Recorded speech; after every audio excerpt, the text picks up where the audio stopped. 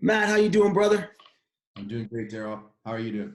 I'm all right, man. I love our conversations, man. And today I wanted to talk to you about coaches that were role models for you and how they affected you and what they did to basically be role models in your life.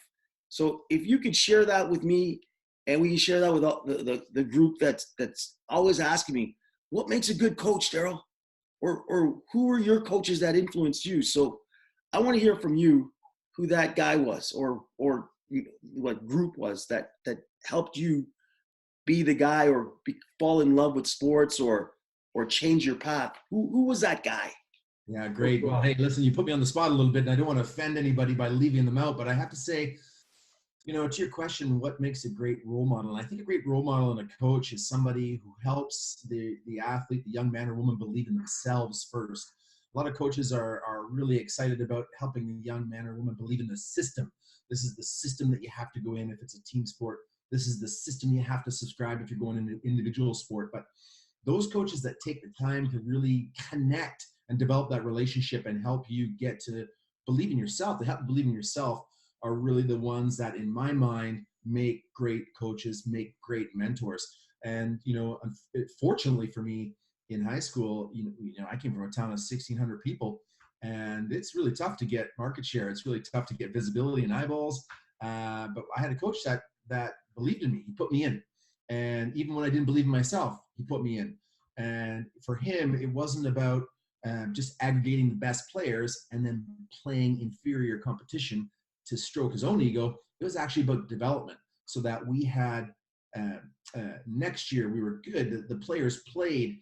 He made sure everyone played during the season, and then we'd have the discussion during playoffs and championships. If how we wanted to do it, but he brought us into that conversation. I will say, you know, he challenged us, and he challenged me to be better. And he didn't challenge me to be better just as an athlete. I was already gifted. Where I needed the support was in all of the other domains, the cognitive domains. So the confidence, the character, the connection, and really being an ambassador to the culture that he was trying to provide. So that's what made him stand out to me in my mind. And I write him every year. I graduated a long time ago. For 20 years, I write him every year and say Love thanks. that. I And love that, man. and then I tell him, hey, listen, I just want you to know I'm paying this forward. So I'm actually I've learned from what you did, and I'm investing in the individual. I'm not investing in the outcome. I'm not investing in the system. I'm investing in helping people believe in themselves to get to wherever they want to go. And everyone's at a different level, and everyone's at a different point in that journey. But I think great leaders and mentors are able to see where the people are and then bring them along individually. Hard to do, but super, super rewarding. So that's my mentor. His name was Tony Farini. He was a high school coach. He was a phys ed teacher. And again, without him, I would not be where I am today. No question. Man, that's awesome. I really took from that what you said was the connection. And he was about building a better person as opposed to building a championship, which comes with building a better person. And if you build a bunch of better people on your team, more than likely it does lead to success and championships. Yeah, it's hand in hand. You're right. It's a really good point because the chances of actually just focusing on the technical, tactical, and physical attributes and hammering people in the system, yeah, you can get far, but that's not what's going to make you revered. People aren't going to come back and say, Coach Daryl or Coach Matt or whatever coach, he or she was really fantastic in helping me develop. They're just going to go, yeah, we won. And that's not what people remember.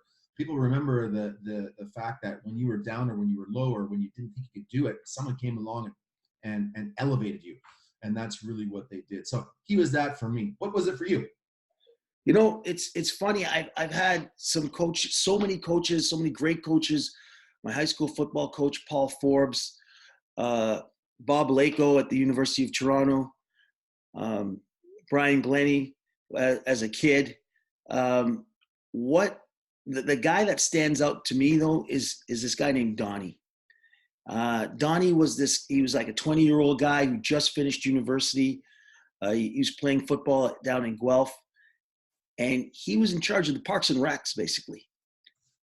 And he led in that same way, that connection that you had with him. He instilled some confidence in me that, you know, I didn't know anybody who went to university. And he talked to me about university. He talked to me about how sport could be a vehicle for me. And he gave me a whole new way of looking at sport, looking at myself, how to be a good teammate, like making the guys around you better. Which I was all about myself. It's like, I got to be the man. I got a scholarship. I got to get a scholarship. But he said, you know what I like is that guy, you know, kind of like that point guard that makes everybody around him good.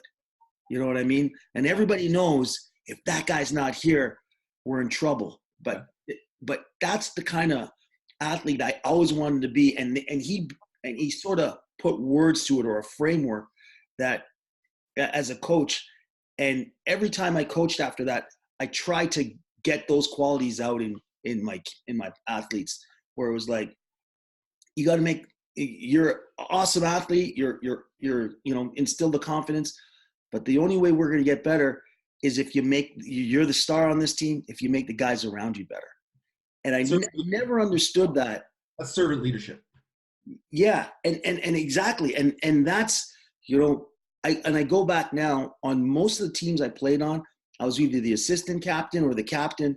And people always said, dude, how do you, like, my sons were asking me, Dad, you were the captain on most of the teams you played on. And it was because of a guy like Donnie, who basically told me, it's like, listen, make the guys around you better, and you'll always have a good team. Yeah. And that never left me. You know, I even try and bring that with my teams and my work teams and whatnot, is try and make them better than me. And then we'll be a successsul team. And those are like, that's what I find as a role model. And I think that's one of the things that we see when we read articles and when we talk about the most successful coaches, the men and women that do that. I mean, there's women and men that are taskmasters, that are like, this is the system, follow the system, I'm the celebrity. And then there's, you know, those examples of the coaches that you see, and they're all about that personal and professional development first, because like you said earlier in the conversation, the rest will follow. And I think that's one of the things that we've got a little bit misaligned in our paradigm, is that we think that the W's and L's are the qualification of a great coach. That's not the qualification of a great coach. It's those people who connect and help develop the character, and help develop the confidence, and help develop all of those things that we remember for years to come. So totally agree, same page. Yeah. So that today is what we're going to conclude with. In our next talk, I want to take it further, and I want to start talking to you about, you know, role models that were, you know, that you never engaged with yourself personally, but you saw on TV, professional coaches, like a John Wooden, you know, a Nick Saban, and what qualities and characteristics that these guys have that have made them so special in terms of the success they've had. Because these guys, they're almost, I feel like every time I hear like a John Wooden quote or a Nick Saban talk, I'm like, man, I want to go play for him. And I'm not even playing a sport. I just want to go play for that guy. Mm-hmm. What is it? What is that quality that he has, or that, you know, what is it that element that he has that makes you want to run through a wall for him? So we're going to talk more about that. In the meantime, you got to check out our podcast, Just Go Play. If you haven't, subscribe, go check it out. Just Go Play. Matt, thanks for coming, bud. Always a pleasure, man.